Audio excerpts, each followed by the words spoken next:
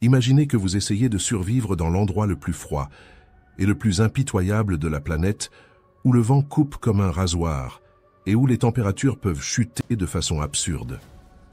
Aucune culture ne pousse la chasse, exige une stratégie extrême et chaque calorie est précieuse. Les chasseurs de l'Arctique maîtrisent d'anciennes techniques de conservation des aliments qui leur permettent de s'approvisionner pendant des mois, voire des années, sans électricité ni aucune technologie moderne. L'enfouissement des aliments.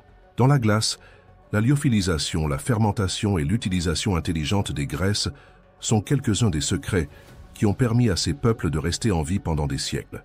Aujourd'hui, vous découvrirez comment ces stratégies peuvent être appliquées dans la vie réelle pour stocker efficacement la nourriture avant que la pénurie et l'effondrement ne vous atteignent.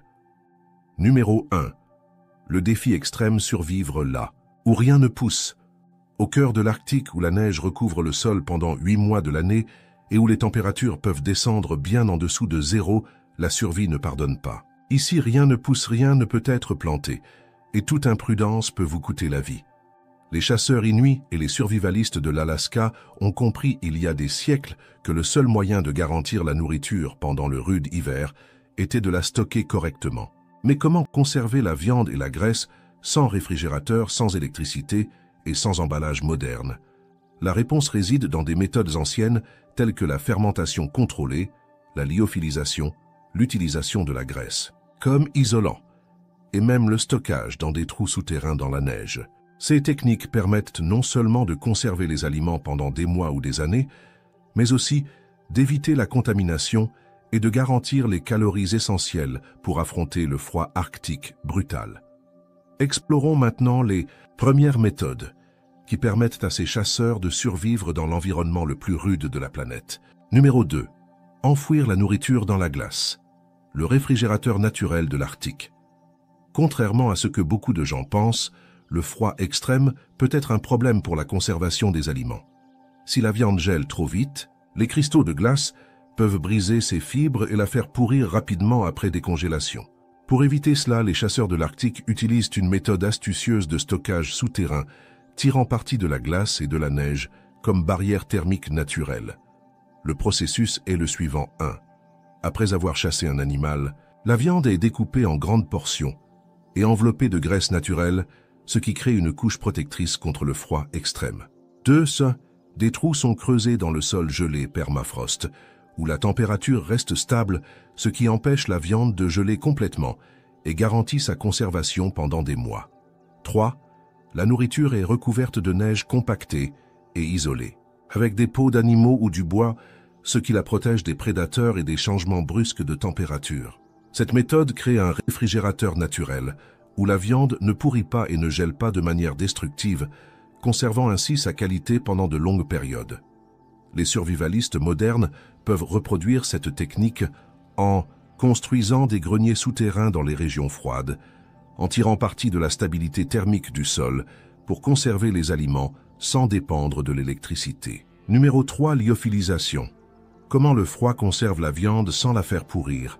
Une autre méthode essentielle pour les chasseurs de l'Arctique est la lyophilisation, un processus qui permet d'éliminer l'humidité de la viande avant qu'elle ne gèle complètement. Ce procédé empêche la prolifération des bactéries et rend la viande résistante aux intempéries. Contrairement au séchage au soleil utilisé dans les régions chaudes, la lyophilisation se déroule lentement, ce qui permet à la viande de rester ferme et nutritive sans perdre ses propriétés. Comment cela fonctionne-t-il? La viande fraîche est suspendue à des poteaux en bois, exposés au vent glacial, mais protégée de la neige directe. Le froid intense déshydrate progressivement la viande en éliminant l'humidité interne sans la congeler instantanément. Après quelques semaines, la viande devient extrêmement dure et sèche et peut être conservée pendant des mois voire des années sans qu'il soit nécessaire de la saler ou de la fumer. Les chasseurs inuits utilisent cette technique pour conserver la viande de phoque, de baleines, d'élan et de caribou, garantissant ainsi l'approvisionnement en énergie pendant les rigueurs de l'hiver. Aujourd'hui, cette technique peut être reproduite dans les régions froides en utilisant des congélateurs ventilés pour simuler la lyophilisation et créer des stocks de viande durables sans avoir recours à des conservateurs chimiques. Numéro 4. Fermentation à froid. Le pouvoir de la viande et de la graisse saumurer. Dans un environnement où la chaleur n'existe pas et où les aliments peuvent geler au point d'être détruits, les chasseurs de l'Arctique ont mis au point une technique surprenante, la fermentation à froid. Contrairement à la fermentation traditionnelle, qui a lieu à des températures élevées, la fermentation arctique se déroule de manière lente et contrôlée, conservant la viande et la graisse pendant des mois, sans avoir recours à la réfrigération moderne. L'un des exemples les plus connus de cette méthode est l'igunak, une technique inuite utilisée pour traiter la viande de phoque de baleine ou d'élan. Le processus suit quelques étapes fondamentales. 1. La viande fraîche est enterrée dans de la glace ou stockée dans des tonneaux en bois pour la protéger des animaux et des changements soudains de température. 2. La fermentation se produit naturellement les bactéries bénéfiques, décomposant les protéines et conservant les aliments sans les faire pourrir. 3. Après quelques semaines ou quelques mois, la viande est conservée dans des récipients en bois. 3. Après quelques semaines ou quelques mois, la viande fermentée est prête à être consommée, tout en conservant une valeur énergétique élevée et une saveur forte et caractéristique. L'igunak permet non seulement de conserver les aliments, mais aussi de rendre la viande plus digeste, ce qui est essentiel pour ceux qui vivent dans des régions où chaque calorie compte pour garder le corps au chaud. Aujourd'hui, cette technique peut être appliquée à la fermentation de la viande dans des conditions contrôlées, garantissant une alternative durable pour les périodes de pénurie, sans dépendre de l'électricité ou de conservateurs chimiques. Connaissiez-vous cette technique? Faites-le moi savoir dans les commentaires. Numéro 5. La graisse comme isolant. Le secret pour empêcher la viande de pourrir. Dans un environnement où le froid intense peut détruire les tissus et transformer n'importe quel aliment en pierre, les chasseurs de l'Arctique ont mis au point une méthode de conservation utilisant la graisse animale comme barrière naturelle contre le gel excessif et le contact avec l'air. C'est ce qu'on appelle le pemmican arctique, un mélange de viande séchée de graisse fondue et dans certains cas de fruits congelés. Le processus est simple mais très efficace. 1. La viande séchée est broyée en une sorte de poudre fibreuse. 2. La graisse fondue est mélangée à la viande pour former une pâte homogène. 3. Le mélange est moulé en blocs ou stocké dans des conteneurs hermétiques, ce qui permet de protéger la viande de l'air et de l'humidité. Cette méthode permet d'obtenir un aliment hautement énergétique et pratiquement indestructible qui peut se conserver pendant des années sans s'abîmer. La graisse ne protège pas seulement la viande de l'oxydation, mais fournit également des calories essentielles pour maintenir la température du corps dans des environnements extrêmes. Aujourd'hui, cette technique peut être adaptée pour produire des aliments de survie hautement nutritifs sans nécessité de réfrigération, garantissant ainsi des stocks durables pour toute situation de pénurie. Numéro 6.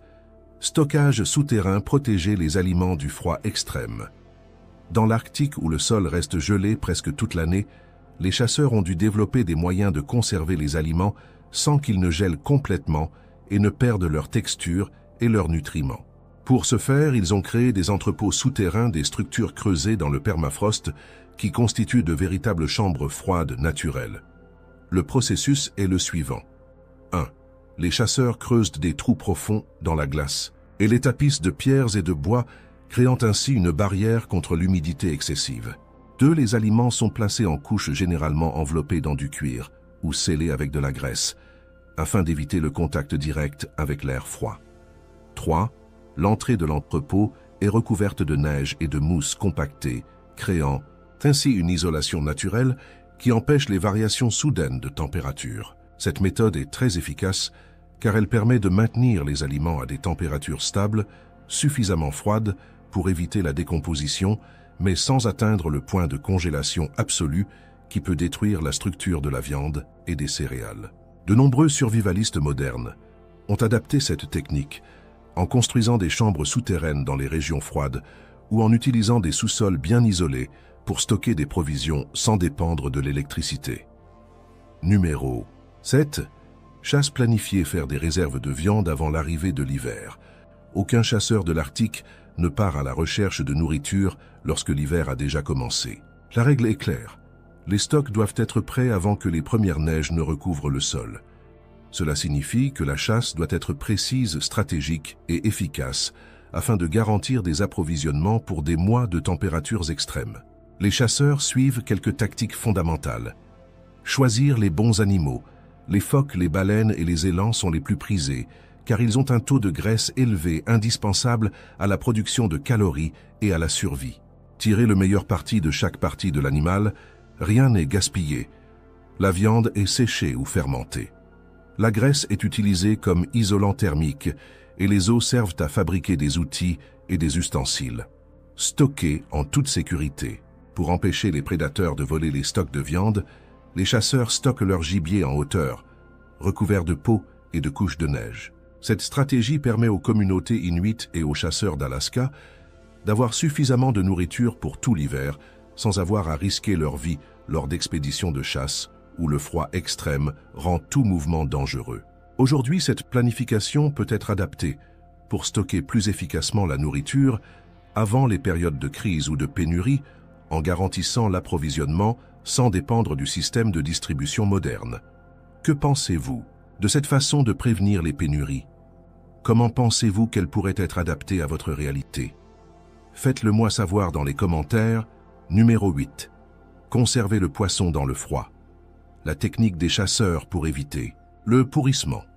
Dans l'Arctique où la pêche est essentielle à la survie, la conservation du poisson sans réfrigération est un défi. Le froid extrême peut les congeler de manière destructrice, compromettant leur texture et leurs nutriments. Pour éviter cela, les chasseurs ont mis au point des méthodes combinant la lyophilisation, la fermentation et le saumurage qui permettent aux poissons de rester comestibles pendant des mois voire des années. La lyophilisation est l'un des procédés les plus efficaces. Après la pêche, les poissons sont nettoyés, découpés en filets et suspendus à des poteaux en bois. Le vent glacial élimine lentement l'humidité, empêchant ainsi la prolifération des bactéries et des champignons. Grâce à cette méthode, le poisson ne gèle pas immédiatement, ce qui permet une conservation naturelle et le maintien de sa qualité nutritionnelle. Cette technique est largement utilisée pour conserver le saumon, le cabillaud et la truite, garantissant une source fiable de protéines, même lorsque les rivières sont gelées et que la pêche devient impossible. Une autre approche utilisée est la fermentation qui transforme le poisson en un aliment très durable et riche en probiotiques. Les chasseurs enterrent les poissons dans des trous dans la glace ou les stockent dans des tonneaux en bois où des bactéries naturelles entament le processus de fermentation. Après quelques semaines, le poisson fermenté acquiert une saveur forte et une texture douce, ce qui en fait un excellent aliment pour l'hiver. Le saumurage est une autre stratégie cruciale. Les poissons sont immergés dans de l'eau très salée et conservés pendant des semaines, ce qui empêche la prolifération des micro-organismes. Ce processus permet non seulement de conserver l'aliment, mais aussi d'en améliorer la saveur. Après le séchage, le poisson peut être suspendu à l'air libre pour un séchage final ou stocké dans des barils scellés, ce qui garantit sa durabilité pendant des mois. Ces techniques permettent aux chasseurs de disposer en permanence d'une source essentielle de protéines et de nutriments pendant les rigueurs de l'hiver. De nos jours, ces pratiques peuvent être adaptées pour stocker le poisson dans des congélateurs ventilés ou à l'aide de méthodes modernes de fermentation et de séchage, ce qui permet une conservation sûre et efficace sans avoir recours à des conservateurs artificiels. Numéro 9. Les réserves de graisse, la source d'énergie contre le froid. Dans l'Arctique où les températures peuvent atteindre des niveaux extrêmes, la constitution d'une réserve de calories est tout aussi importante que le stockage de la nourriture. Le froid consomme rapidement de l'énergie et les graisses deviennent l'une des sources de nutrition les plus précieuses. Les chasseurs utilisent la graisse de phoque, de baleine et d'élan non seulement comme nourriture, mais aussi comme isolant thermique et comme combustible pour les lampes. La graisse de phoque et de baleine est extrêmement riche en calories et peut être consommée directement ou utilisée pour cuire d'autres aliments. Pendant la chasse, les chasseurs prélèvent de grandes quantités de graisse sur les animaux et les stockent dans des tonneaux en bois ou des sacs en cuir. Ce procédé empêche l'oxygène de dégrader la graisse, ce qui lui permet de rester utilisable pendant des mois. Outre sa fonction alimentaire, la graisse est également utilisée comme barrière contre le froid. Appliquée à la viande séchée, elle crée une couche protectrice qui empêche tout contact avec l'air, prévenant ainsi l'oxydation et la détérioration. Cette technique est utilisée dans la production de l'arctique pemmican, un aliment hautement énergétique composé de viande séchée broyée et mélangée à de la graisse fondue. Cette combinaison forme une pâte dense et nutritive, stockée en blocs compacts qui peuvent durer des années sans s'abîmer. Le suif de l'élan et d'autres animaux terrestres joue également un rôle essentiel dans l'alimentation du chasseur. Il est fondu et stocké dans des récipients hermétiques et utilisé pour la cuisine ou comme source de chaleur dans de petites lampes à huile. En outre, le suif peut être mélangé à des baies congelées et consommé comme source d'énergie concentrée essentielle pour maintenir le corps au chaud dans des conditions extrêmes. La graisse n'est pas seulement utilisée pour l'alimentation. Les chasseurs l'utilisent pour imperméabiliser leurs vêtements et leur équipement, les protégeant ainsi de l'humidité et du vent glacial. Les peaux traitées avec de la graisse deviennent plus résistantes et aident à maintenir la chaleur corporelle, une stratégie cruciale pour ceux qui doivent affronter de longues périodes à l'extérieur. Une bonne conservation des graisses est essentielle pour éviter le rancissement. Les chasseurs stockent leurs réserves dans des endroits frais et secs en les protégeant de l'exposition directe au soleil et à l'oxygène. Cette précaution permet à la graisse de rester stable et prête à l'emploi pendant de longues périodes, ce qui en fait une ressource inestimable pour la survie dans l'Arctique. Aujourd'hui, cette technique peut être appliquée à la production d'aliments d'urgence hautement nutritifs. De nombreux survivalistes stockent la graisse animale dans des récipients hermétiques, ce qui leur permet de disposer d'une source d'énergie fiable en cas de pénurie ou de manque d'électricité. Numéro 10. Protection contre les prédateurs. Comment garder les stocks en sécurité? Dans l'Arctique, les chasseurs sont confrontés à une difficulté supplémentaire lorsqu'ils stockent de la nourriture, la menace des prédateurs. Les ours, polar et les loups sont attirés par l'odeur de la viande et de la graisse, d'où la nécessité de créer des méthodes efficaces pour protéger les stocks de nourriture. Sans cette précaution, une seule attaque de prédateurs peut détruire des semaines ou des mois de provisions. L'une des stratégies les plus courantes consiste à construire des entrepôts surélevés, appelés caches de chasse. Ces structures sont faites de bois ou d'os de baleine et sont érigées sur des plateformes au-dessus du sol, ce qui les rend difficilement accessibles aux prédateurs. Les chasseurs y stockent de la viande séchée et de la graisse, les mettant ainsi hors de portée des animaux affamés. Une autre technique efficace consiste à utiliser la neige comme camouflage. Après avoir stocké la nourriture dans des trous souterrains ou des barils scellés, les chasseurs recouvrent les sites d'une épaisse couche de neige compactée. Cela permet non seulement de dissimuler la présence de la nourriture, mais aussi de maintenir la température stable, protégeant ainsi contre les fluctuations thermiques qui pourraient compromettre la qualité de la nourriture. L'utilisation de barrières naturelles est également une stratégie essentielle. Les chasseurs choisissent des endroits protégés par des formations rocheuses ou utilisent des troncs et des branches pour créer des obstacles qui rendent difficile l'approche des prédateurs. En outre, les chiens de traîneau sont souvent gardés à proximité des entrepôts pour signaler la présence d'animaux dangereux, ce qui constitue une défense supplémentaire contre les envahisseurs nocturnes. Aujourd'hui, cette technique peut être appliquée au stockage des aliments, dans les zones rurales ou dans les propriétés isolées. La construction d'entrepôts surélevés ou l'utilisation de conteneurs hermétiques permet de protéger les provisions des rongeurs et autres animaux, ce qui accroît leur durabilité et leur sécurité. Les chasseurs de l'Arctique vivent dans l'un des environnements les plus difficiles de la planète, mais ils ne dépendent pas des supermarchés ou de l'électricité pour survivre.